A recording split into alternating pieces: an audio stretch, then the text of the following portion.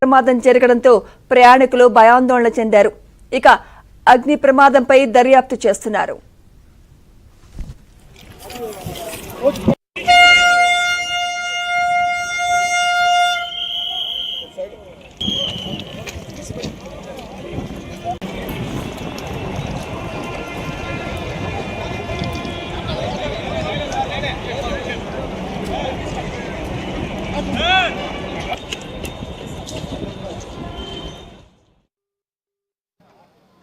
Thank you. తిరుపతిలో రైలు తగలబడిపోయే పరిస్థితి, రైలు బోగీకి సంబంధించినటువంటి దృశ్యాలు మనం చూస్తున్నాం. ఈసార్ ఎక్స్ప్రెస్లో సంబంధించినటువంటి బోగీలు ఇవి. కాసేపటి క్రితం ఎలా ఈ సంఘటన జరిగిందని అధికారులకు తెలియడం లేదు, కానీ మొత్తంగా ఈ బోగీని ఇంజన్ నుంచి తప్పించారు. ఇది తర్వాత రాయలసీమ ఎక్స్ప్రెస్ రెండు కూడా ఇక్కడ పక్కనే పెట్టి పెడతారు. మామూలుగా అంటే రైల్వే స్టేషన్లో ఉండేటువంటి ప్లాట్ఫామ్స్ పూర్తిగా అప్పటికప్పుడు కదిలే రైళ్లతో ఉంటుంది. ఈ ఈసార్ ఎక్స్ప్రెస్ అనేది రాత్రి వెళ్ళే పరిస్థితి ఉంది. అలాగే రాయలసీమ కూడా సాయంత్రం వెళ్ళేది ఉంది. ఈలోపు ఆ రైళ్ళని ఇక్కడ కాస్త పార్క్ చేసినట్టు ఇక్కడ పెట్టి పెడతారు. అలా పెట్టేటువంటి ట్రైన్స్ మన వెనక కూడా చూడొచ్చు. మన వీడియో జర్నలిస్టు నటరాజ్ చూపిస్తున్నారు. చాలా ట్రైన్స్ కూడా ఇక్కడ కొంచెం పార్క్ చేసినట్టు పెట్టే పరిస్థితి ఉంటుంది. అలా పెట్టినటువంటి నేపథ్యంలో ఈ రకమైనటువంటి సంఘటన చోటు చేసుకుంది. ఇది ఎలా జరిగింది, దీనికి కారణం ఏంటి అనేటువంటి అంశాలు తెలియాల్సి ఉంది. మొత్తంగా ఫైర్ ఇంజిన్ కూడా ఇక్కడ వరకు రాలేని పరిస్థితి, దీంతో పూర్తిగా దగ్ధమవుతోంది. అంటే ఎక్కడికి కూడా ఇక్కడ ట్రైన్స్ని ఈ విధంగా పెట్టేటప్పుడు ఏమంటే ఈ దగ్గరలో ఎందుకు ఫైర్ ఇంజిన్ కూడా రాలేని పరిస్థితి ఎందుకుంది?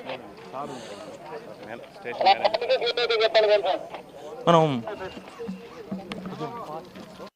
ఇక్కడ స్టేషన్ మేనేజర్ కూడా ఉన్నారు. ఆయన అడిగి అసలు ఎన్ని రైళ్ళు సార్, ఎన్ని బోగీలు లాస్ అయింది? వన్నే అది ఒక్కటే సపరేట్ అయింది చేసాము. ఫైర్ బ్రిగేడ్ చెప్పినాము, హాఫ్ అన్ అవర్ ఇంకా రాలే, వస్తే అది కూడా ఆపేస్తాం. ఓకే. అంటే ఇక్కడ మామూలుగా ఎన్ని గంటల నుంచి ఇక్కడ ట్రైన్స్ అన్ని కూడా పార్క్ చేస్తుంటారు? జనరల్గా ఎన్ని ట్రైన్స్ ఇట్లా ఉంటాయి? 4 ట్రైన్స్ ఉంటాయి. ఒక్క నిమిషం, నేను అది చెప్పకూడదు, మా ఎస్డీ గారు వస్తారు. Hello,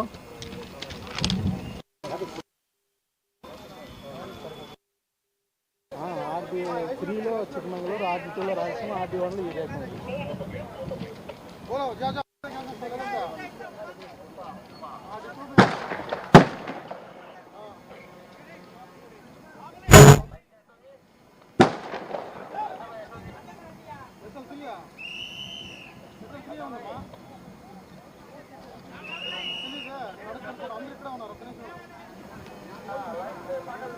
okay okay.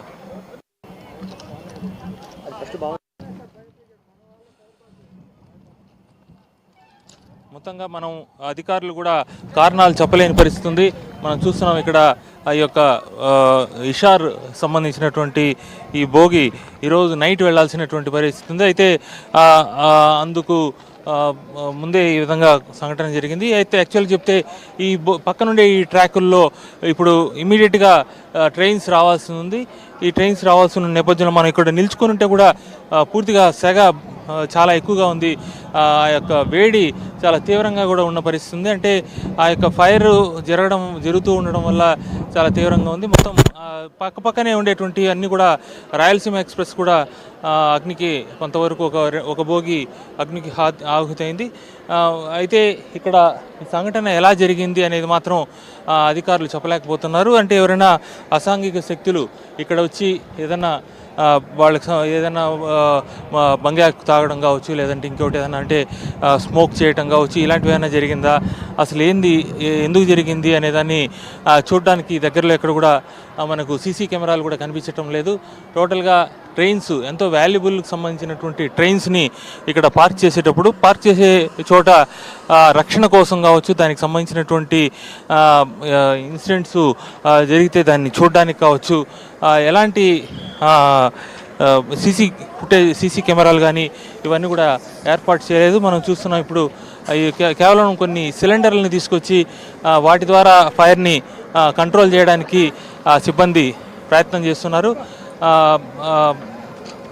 మరింతగా ఈ యొక్క మరి రాబోయే ట్రైన్స్ ఏదైతే ఉన్నాయో వాటికి ప్రభావం రాకుండా ఉండడానికి కోసం ప్రయత్నం చేస్తున్నారు. అయితే పూర్తిగా లోపల చూస్తున్న కొన్ని నిమిషాలు మాత్రమే ఇవన్నీ కూడా పనిచేస్తున్నాయి. అంటే ఇలాంటి సంఘటనలు జరిగినప్పుడు దాన్ని ప్రివెంట్ చేయడానికి కావచ్చు, లేదు జరిగినప్పుడు ఇమీడియట్గా యాక్షన్ తీసుకోవడానికి కావచ్చు, ఏ చర్యలు చేపట్టాలనేటువంటి అంశాలు కూడా సమగ్రంగా దర్యాప్తు ప్లాన్ చేసుకోవాల్సిన అవసరం ఉంది. మొత్తంగా పిలిగ్రిమ్ ప్లేసు లో ఈ సంఘటన జరగడం, మామూలుగా ఈ పార్కింగ్లో ఉండేటువంటి యొక్క ఇది కాలిపోవడం అనేది చూస్తున్నాం. మొత్తంగా ఒక అందరూ కూడా రోడ్లలో వెళ్ళేటువంటి వాళ్ళు కూడా బ్రిడ్జి పైన నుంచి కూడా ఈ సంఘటనని చిత్రీకరించడంతో ట్రాఫిక్ కూడా పూర్తిగా ఆగిపోయిన పరిస్థితి. పోలీసులు రావడానికి కూడా ఆలస్యమైంది. అలాగే ఫైర్ ఇది కూడా ఇంకా చేరుకోలేదు. సో ఇలాంటి సంఘటనలు జరిగినప్పుడు ఎలా దీన్ని ఫైర్ని కంట్రోల్ చేయడం కావచ్చు, ఇలాంటి సంఘటనలు జరగకుండా నిఘా ఎలా ఏర్పాటు చేయాలనేది కావచ్చు, ముఖ్యంగా అటు రైల్వే పోలీసు కానీ, మామూలు పోలీసు కానీ, ఇతర డిపార్ట్మెంట్స్ అన్ని సమన్వయం చేసుకుని భవిష్యత్తులో ఇలాంటి సంఘటనలు జరగకుండా సమగ్రమైన చర్యలు అయితే తీసుకోవాల్సిన అవసరం స్పష్టంగా కనిపిస్తోంది. మనం చూస్తున్నాం ఇక్కడ ఈ యొక్క పరిస్థితులన్నీ కూడా ఇక్కడ కనిపిస్తుంది. ఇప్పటికిప్పుడు ఇక్కడ ఉన్నటువంటి పరిస్థితులు చూస్తున్నాం. భవిష్యత్తులో ఇలాంటి సంఘటనలు చోటు చేసుకోకుండా ఖచ్చితంగా సమగ్రమైనటువంటి చర్యలు అయితే తీసుకోవాల్సిన అవసరం స్పష్టంగా కనిపిస్తోంది. వీడియో జర్నలిస్ట్ నటరాజు, దినేష్, అభినాన్ జ్యోతి, తిరుపతి.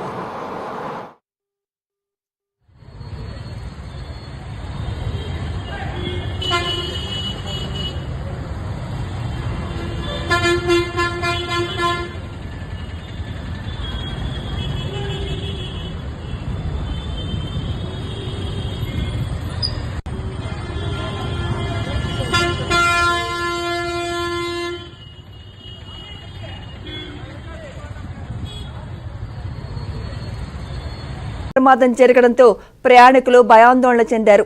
ఇక అగ్ని